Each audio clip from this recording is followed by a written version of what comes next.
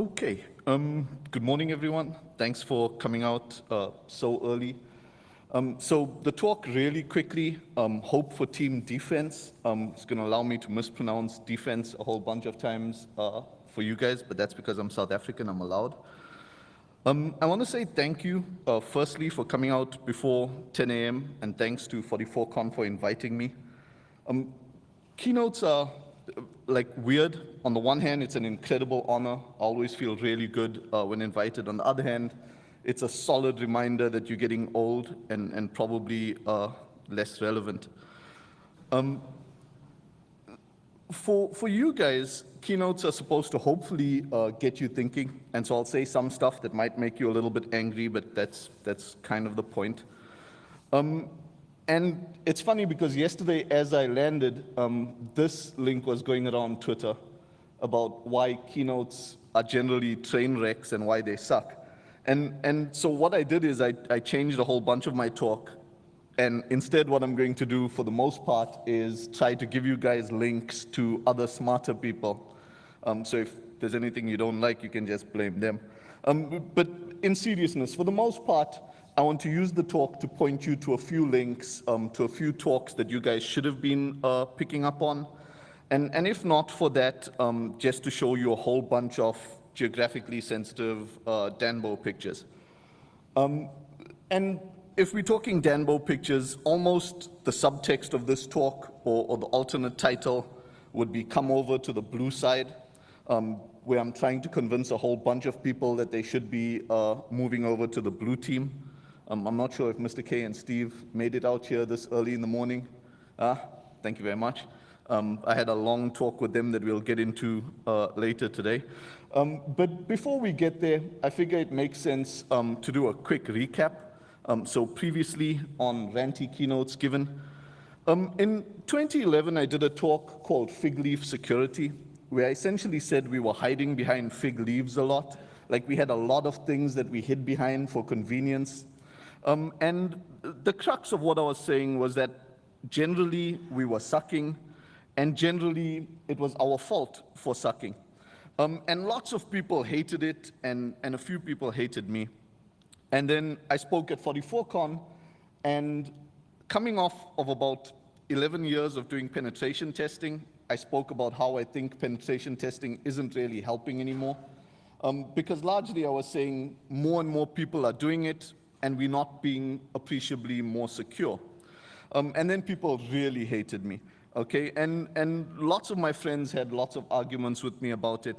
But for the most part, the guy that I agreed with was Brian Snow, who back in 2011 said, your cyber systems continue to function and serve not due to the expertise of your staff, but just due to the sufferance of your opponents. And it's always uncomfortable to hear this, especially nowadays when we've got stable jobs and we're getting paid well and we're traveling to conferences and stuff like that. But in 2011, it was a hard argument to make. And today, it's a lot less hard an argument to make. Okay, because for one thing, LulzSec went around and used 1999 hacks and owned the planet. And then Snowden showed us that the intelligence agencies were hacking the rest of the planet, and nobody knew it was happening. Okay, and when I spoke at Black Hat Europe last year, I said that things are actually going to get worse for a while. Okay, and I break it down into 3 reasons why I think things are going to get worse. Essentially, I say there's the Snowden effect, where people, well, first there's the Assange effect, right? And the Assange effect, I'm saying, Assange used to always say courage is contagious. As a few people leak, more people will get courage and more people will leak. And my argument with the Assange effect is I'm not sure if that will happen regarding courage, but I am sure that more people are aware of the value of information. And so people who are now secretaries working for a big bank figure out that actually there's value in their corporate email. And in truth, we're not prepared for those things. And we saw a whole bunch of this happen with the Mossack Fonseca stuff, and I think it's going to get worse. With Snowden, whether you think what he did is right or whether you think what he did is wrong, one of the things he did was bring hacking to the common zeitgeist. It came off into the popular press. And so now real bad guys are looking around going, hey, we can make money off this stuff. We can get some geek to go into that company and we can actually do real stuff with it. And the last reason why I think things are going to get worse is because of complexity. Okay, without saying the words IoT, complexity everywhere is spinning out of scale. And the examples I gave back then, if you have a Mac and you use one of these video adapters, you cut them open and you find out it's got 2 gigs of RAM and a system on a chip. So your video adapter is a computer. And modern hard drives are a computer. You can run Linux, or that guy ran Linux on the hard drive. And Bunny and Zobs, now almost 3 years ago, did a talk where they literally circumvented the processors on those 20-cent SD cards. Okay, so there's complexity everywhere. In Europe, I also spoke about our monitors having x86 computers in them. And if you guys were watching, you'd have seen at the last Black Hat, Ang Q, whose mission in life appears to be to make us distrust every office peripheral we have, has now written code so that your monitors can do bad stuff. And that stuff's not going anywhere. The complexity still exists. And if you want to hear all of those dangerous things that should be keeping us up at night, the talk that I gave at Troopers called The Hard Thing About Hard Things will cover some of that. But just because there's lots of hard things, one of the things that you've seen happen is lots of security guys go all the way into security nihilism, right? So there's a general feeling of, well, we can't protect anything, let's just break stuff, okay? Hi again to Steve and Mr. K. Because there's a general feeling that says, look, it's all broken, we might as well have fun, we might as well do stuff. And in terms of this, it's all broken, it's all owned thing, probably the best response is just, well, that's just your opinion, man. And you're starting to see signs of the tide turning. And for one part, I want this stuff to actually come away from the talk. One of the interesting signs of this would have come up recently if you guys were paying attention. It was hard to miss with the whole Apple San Bernardino case. And something really interesting happened with this case, right? Whether or not the FBI were eventually able to decrypt this phone, you're starting to see signs of one of the fundamental laws that we've held till now breaking down. So if you're in security long enough, at some point you quoted this TechNet article, which was around 2000, where Microsoft had the 10 fundamental laws of security. And what's interesting here was Law 3, right, which said that if a bad guy had unlimited physical access to your computer, it wasn't your computer anymore. And what's so interesting about the San Bernardino case is you're starting to see signs that on completely off-the-shelf commercial hardware, you can start to get to a point where it's secure enough.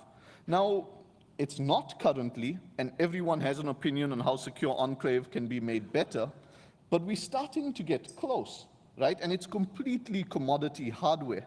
And Apple are super interesting for this stuff. I'm not sure how many of you saw Ivan Kristik's talk at Black Hat this year, but it was fascinating because the lengths that Apple are now going to try to convince you that you should trust them, even for things like storing your password manager in the cloud, are starting to border on ridiculous.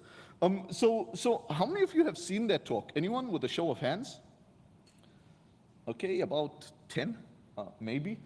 It's super interesting. It's available on YouTube. You should go check it out. But the first part that's interesting is the design goals they started with. They set themselves some insane, lofty goals. Part of it being Apple shouldn't be privy to any of your secrets. You should be able to trust that an evil Apple can't do anything. And some of the stuff that they got to try to make this happen, they ended up inventing or using these architectures where they have a whole bunch of hosts tied to HSMs working in concert. And then they've got processes where people come in by committee and store keys in proof evidence bags. And at the end of it, they literally blend those security cards. So literally, even if Apple want to do bad stuff to you, for certain parts of the design, they can't. Now, like I say, it's interesting, not just because they're destroying smart cards, but because they're actually taking the time to do security architecture right.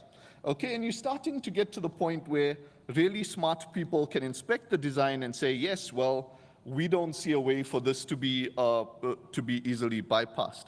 And you're starting to see signs not just from Apple, right?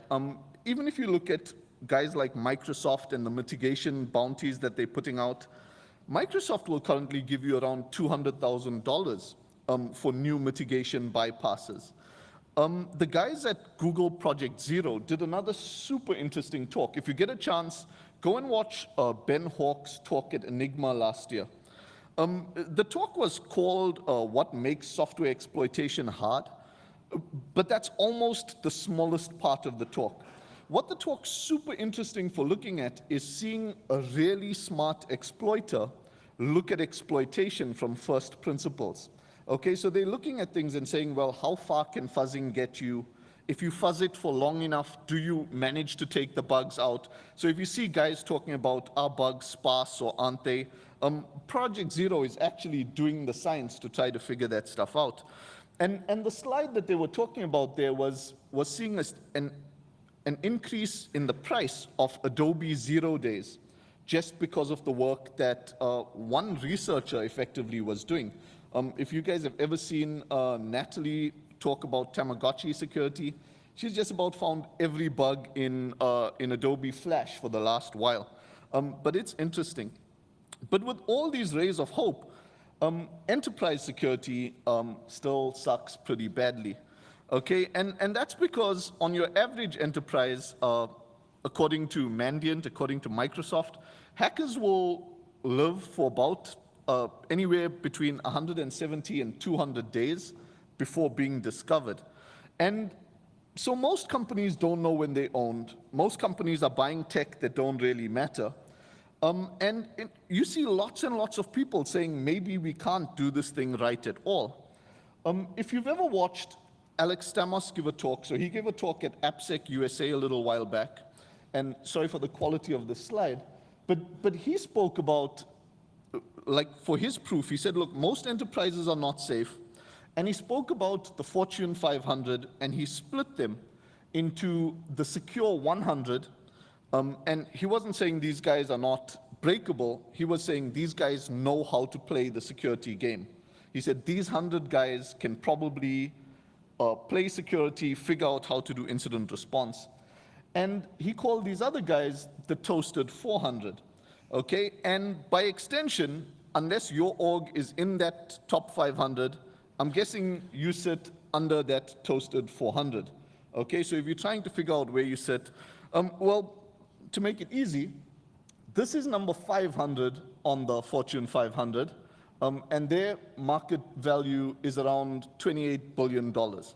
Okay, so if Alex is saying that these guys are part of the toasted 400, you need to start doing some pondering about where your company fits in this hierarchy of able to do it versus toasted. And this puts us in a very sad place. Okay, and again, it doesn't quite make sense because I said this talk would be hopeful, and I said that hopefully we'd be optimistic. And so I'll tell you, I am going to be optimistic, and later on, I'm even going to try to give us a silver bullet. Although most people insist that there isn't one for security, I'm going to try to, hopefully we leave here today with one thing that I think can drastically improve your security. So before we get there, some quick questions. A, why are we failing? And B, is anyone succeeding? And the simple question for why we can't secure companies is there's lots of reasons, okay? And it would be pretty insulting for me to stand up here and say we're going to cover all of them.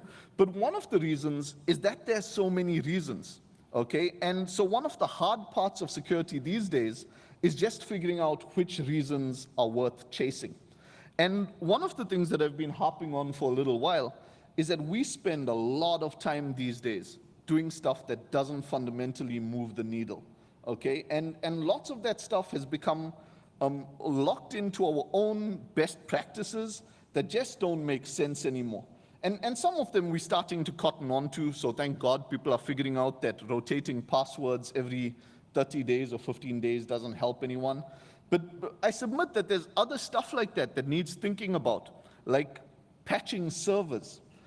I know entire security teams that dedicate dozens of people just to patch servers.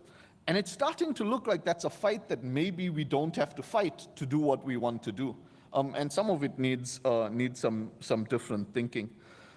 So we're not going to go into a whole bunch of those. Instead, I'm going to focus on one thing. And the one thing that I want to focus on is this. For most enterprises, we need to realize that generic solutions fail, okay? A long time ago, I spoke about, or I tweeted about the fact that FireEye, that was supposed to be protecting us from zero-day, was itself vulnerable to zero-day, which probably meant that we needed another box to protect us from our FireEyes. But it does point to a very clear problem. And Dino tweeted and often talks about this, that we need to understand that this concept of putting highly privileged code in front of stuff to protect us probably isn't that smart. And if you want to figure it out, probably the easiest thing you can do is just follow Taviso, who's just been taking the AVs to shreds for the last while. But it's not just semantic, right? If anyone went through the Veracode report a little while back, you would have seen that security software comes second only to CMS software in terms of how bad our security is. Okay, so if anyone remembers, FX said by this logic, you'd be better off protecting your network with Microsoft Word than a checkpoint firewall. But jokes aside, even if the security vendors started doing stuff better, the fundamental problem you have is one that the very smart Dan Gear and crew figured out when they spoke about the dangers of a software monoculture. And that is that your defense is known, okay? Any attacker worth his salt is able to buy your antivirus or buy your FireEye and work on it long enough to figure out how he can bypass it. Which led Alex Stamos to say, when he was at Yahoo, that all of these generic solutions were useless. And he went out and said, look, we used to have lots of FireEye, and now we're ripping all of the FireEye out. And I'm not here just to pick on FireEye. I've got nothing personal against them. It's just that, as Alex said, your opponent would have to be an idiot if he cared enough about breaking into your network and he didn't also buy FireEye to get his stuff through it before going ahead. And it leads me to my contrarian opinion for the morning, which is that good defense is a series of internal hacks. Okay, and this sounds wrong.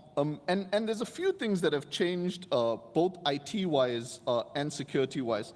Because for the longest time, we were told not to go for quick hacks, right? When people studying at universities would go through boring sections of whether you build internally or whether you buy and how those equations are done. Okay, and quick hacks were always frowned upon. If you were doing something in the enterprise, it needed to have a SLA and it needed to come in a shiny box. But what we're figuring out for security is that things move too fast. Okay, and you're starting to see very clear signs that this is one of the reasons why offense does so well. Okay, for anyone who trolled through the NSA leaks, the Snowden NSA leaks, one of the things you should find interesting is with lots of the infrastructure that they built for mass ownage, you'd look at it and go, that's not sustainable. You're building sniffers that sit on massive network points and sniff based on tags that you see coming through. It's trivially wrong, right? We can give that sniffer more work to do than we have to do work to keep it busy. If you just send it random tags, they've got to start decrypting random tags. But it was good enough for them, and so they used it, and they used it successfully because they owned the planet and none of us knew it was happening. But they didn't super optimize for, is this SLAable? They did what they needed, and they did it as long as they could.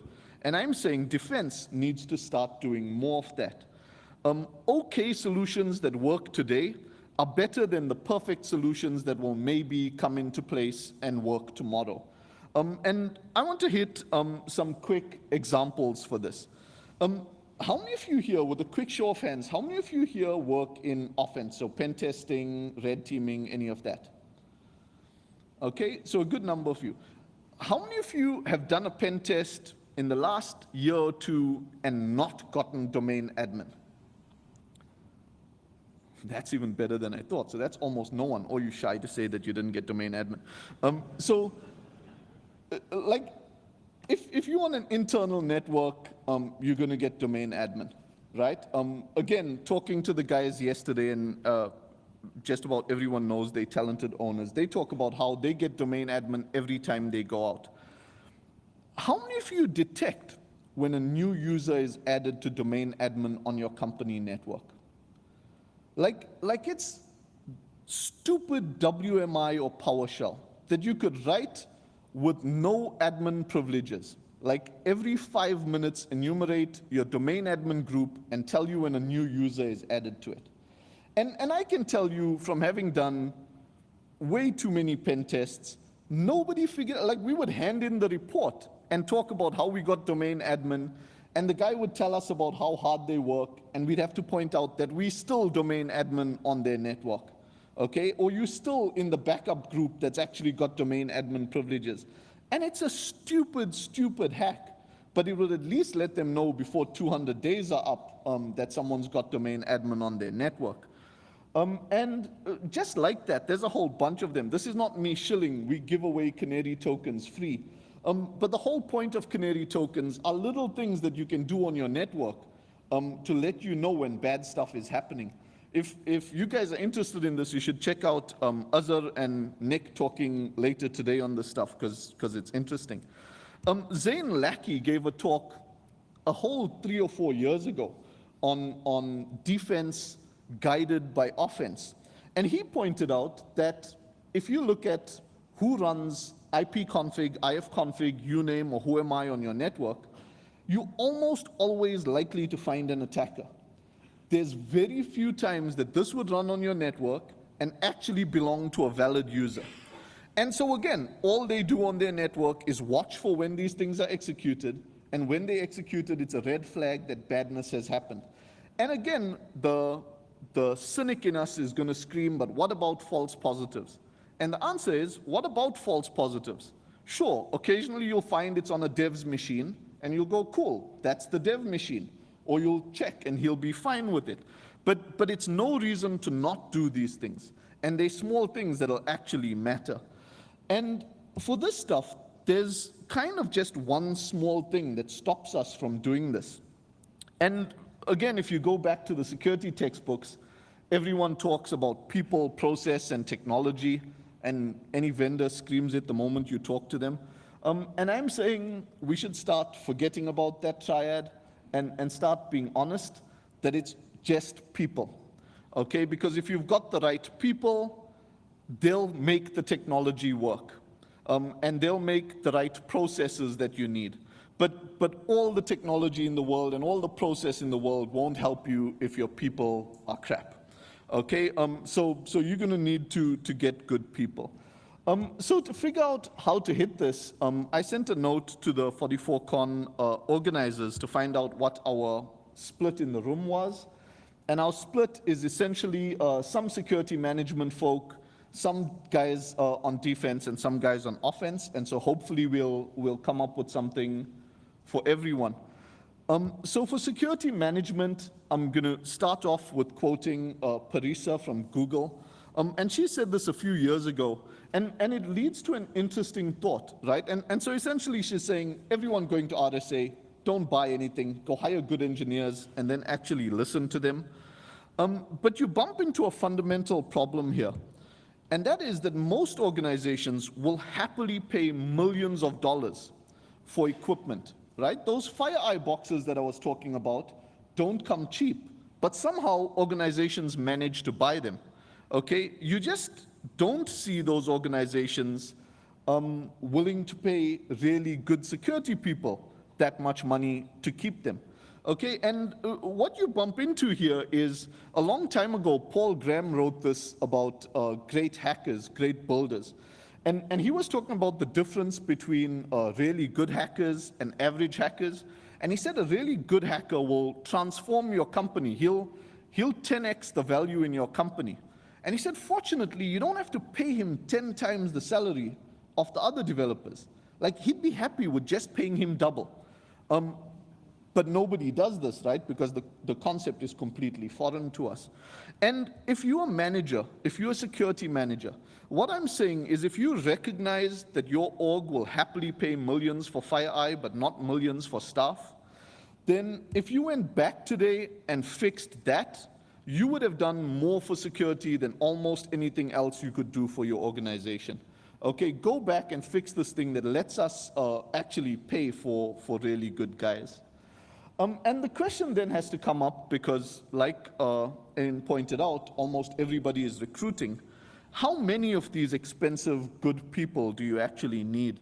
The question came up, interestingly, on Twitter recently when Andrew Case said something, and he was complaining about the guys at Slack. And he said, well, when they have an org that's as big as Google or as big as the others, then I'll know that they're secure. And Ryan Huber responded beautifully by saying, absolutely, headcount is absolutely the best metric for a security team. And Ryan knows what he's talking about, right? Because if you haven't, you should check out, he's got a talk on security automation at Slack. Okay, how they manage to scale security reasonably enough with a reasonably small team. And essentially, Ryan was quoting an older sage, which is the guy who made 300. Because if you remember the movie 300, you remember the scene where they meet, and the Athenians say, look, we've committed more men to battle than you have. And Leonidas stands there in his red underwear, and he essentially says, well, look, what do you do? And the guy says he's a potter and he's a builder, and then he points out that all his guys are warriors. Okay, and the crux of it being, you're better off having 300 Spartans than you are having 3,000 Athenians who just happen to do battle in their spare time. If you're getting really good guys, you don't need tons of them. You can go pretty far with a few good guys who are empowered. So that's enough for security management. Next, I want to talk to the guys on the blue teams. And if you're doing defense right now, there's a whole bunch of good examples coming out from companies that are doing stuff differently and doing stuff nicely. So I already spoke about the stuff that Ryan's doing at Slack, but there's good examples coming from Facebook, from Etsy, from Square, from Uber, from Airbnb. And I'm going to whiz through some of them really quickly. If you're watching the Facebook guys, you would have seen they released OS Query, okay, which is a tool that's now spun out into its own company, but essentially a way for you to track your Linux and Mac boxes. You'll see the guys from Airbnb have moved this so you can run it all in the cloud smoothly. When they were at Square, or when he was at Square, I'm going to butcher his name, Diogo Monica, gave a talk. How many of you have seen this talk? Exfiltration-resistant infrastructure at Square. Okay, I see one hand. And something you must notice here, when I ask these questions about how many of you have seen this talk, the hands are disproportional. If I had to ask, like, how many of you saw this talk on how to build extrusion-resistant infrastructure versus how many of you saw the talk where Mark Dowd popped an iPhone using AirDrop? Okay, I'm not throwing stones or anything, but I think that's something you guys need to think about. So these guys did this talk about their security architecture at Square and how they can build their infrastructure to make sure that even if they're compromised, data doesn't leave the network in any readable way. It's worth watching, and it raises a point that's interesting that I want to touch on in a bit. The other talk that's interesting also at this conference was from John Flynn, who gave a talk on how they implemented two-factor authentication at Facebook. Again, quickly, how many of you have struggled to implement two-factor authentication at your company? Okay, there's a couple hands going up. Does that mean the rest of you have got it licked or given up hope? Okay, we'll figure that one later. What's interesting is you should go watch this talk about what they did to implement two-factor authentication at Facebook. Because they essentially jumped through a whole bunch of hoops, including submitting and writing patches for SSH, so that they could get the logging that they needed to make the stuff work. And the last example I want to give here is on Google Beyond Corp. Beyond Corp is super interesting. A few years back, there were guys talking about the Jericho network, where your network had no perimeters, and the Jericho network stuff didn't really go anywhere. But Google's implemented huge parts of this. Google Beyond Corp now means that if you're sitting on Google's internal network, or if you're sitting at a Starbucks, it makes no difference to Google infrastructure. Okay, and they're starting to talk more about it now.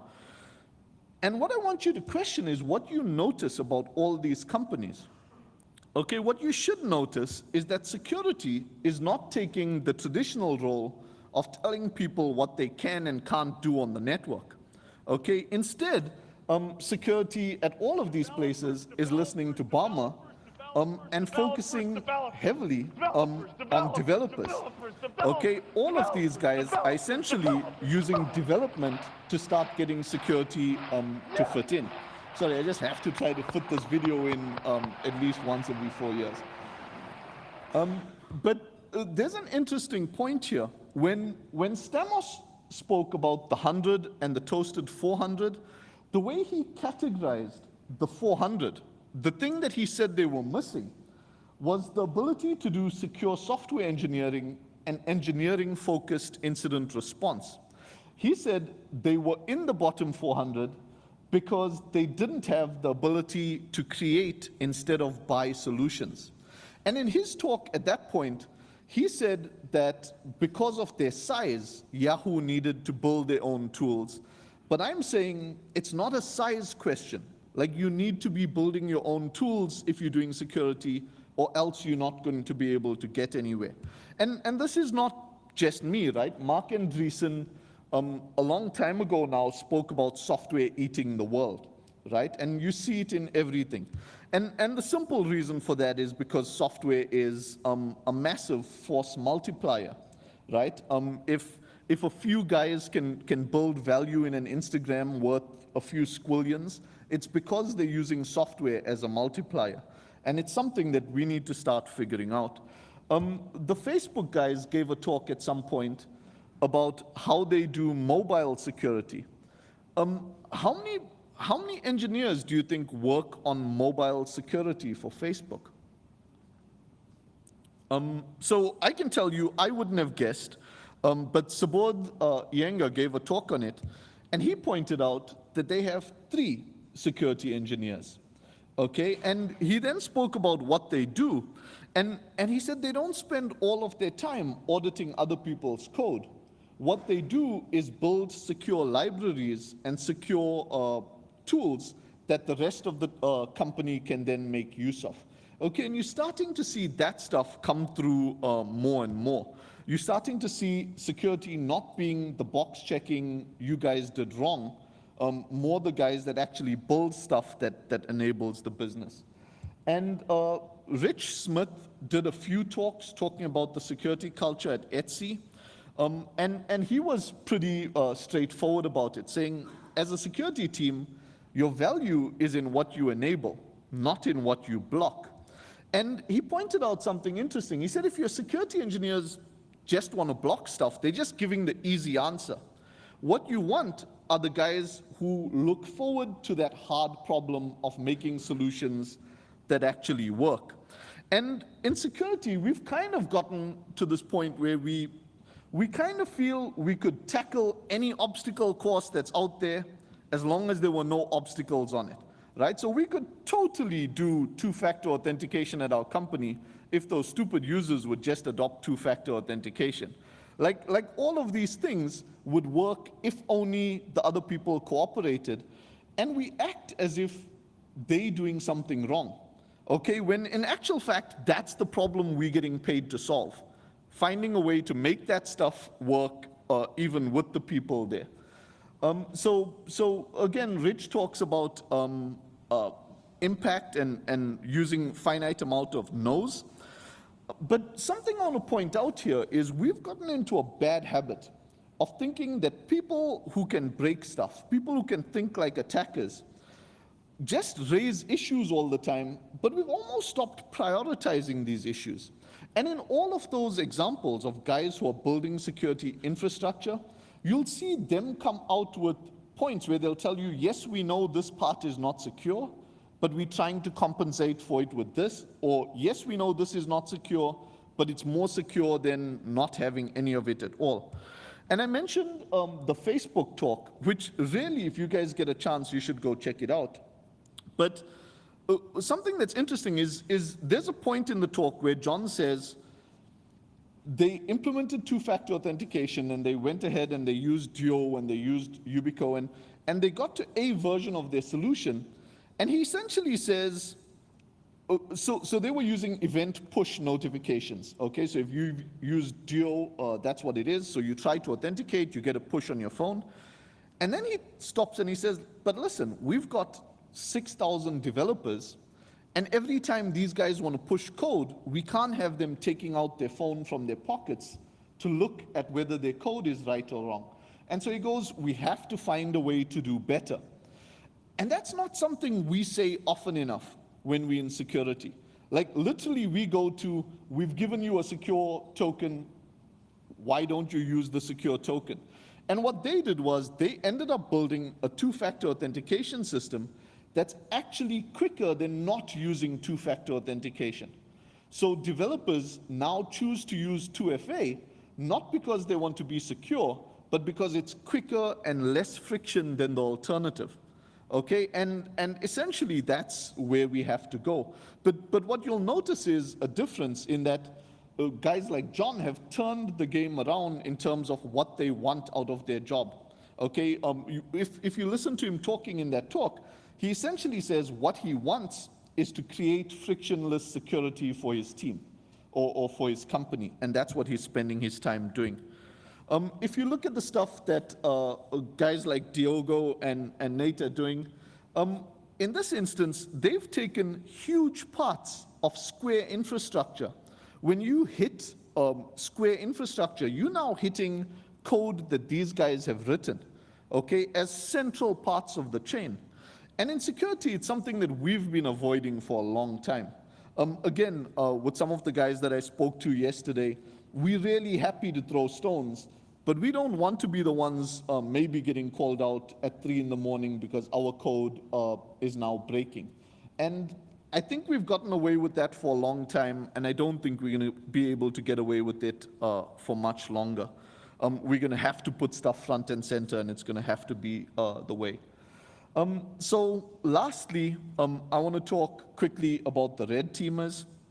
And again, like I said, my subtext here was that you should come over to Team Blue because it's going to be fun. And essentially, one of the central questions you have when you're blue teaming is, can you own this thing?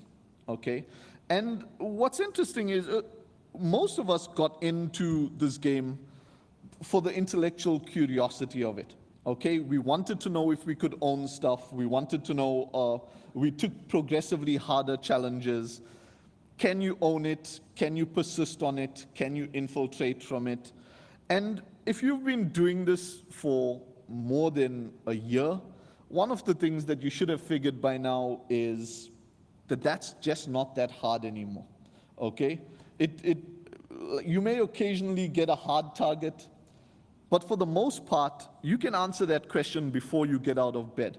If you an embedded red team with a company, you can almost answer that question today for the next 3 years going forward, okay? Because it's an easy one to answer.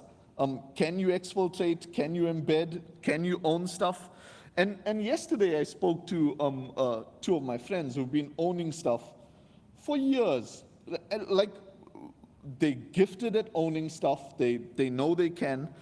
And something that's interesting is one of the comments that come out of this is the consistent one that says that, look, you know everything's broken. Why would we bother? Why would we bother trying to fix it? And what I'm saying here is most of us got into this game because we thought we were clever, right? The reason we originally said we wanted to work on the red teams were because we said there were hard problems that we wanted to solve. And what I'm saying now is that these hard problems are still there, but the hard problems are on the blue side. Okay, so the question is not, can you break into this network? Because chances are the answer is yes. The question is, if your monitors suddenly turned evil because of AngQ, could you detect it? If we can't protect everything that the CEO is doing, can we at least know when he's getting owned?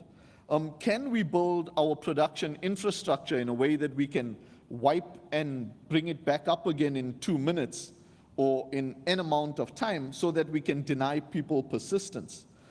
If you look at Apple, the questions that they're answering, can we build an infrastructure that holds people's secrets, that is protected even from us?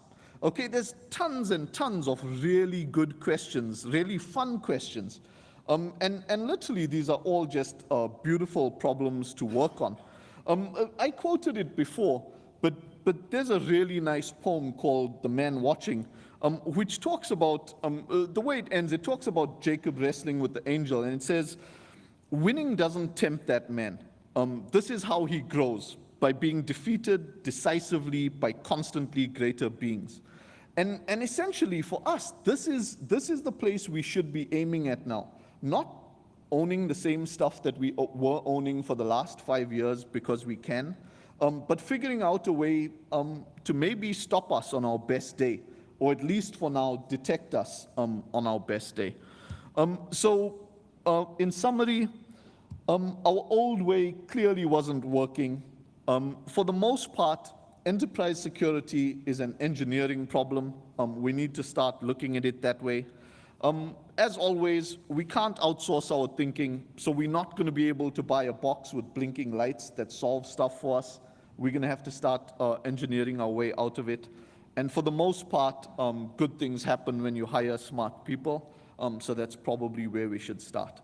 Other than that, I think I'm just about done, so you guys can scream at me on Twitter, or I suspect I've got time for questions.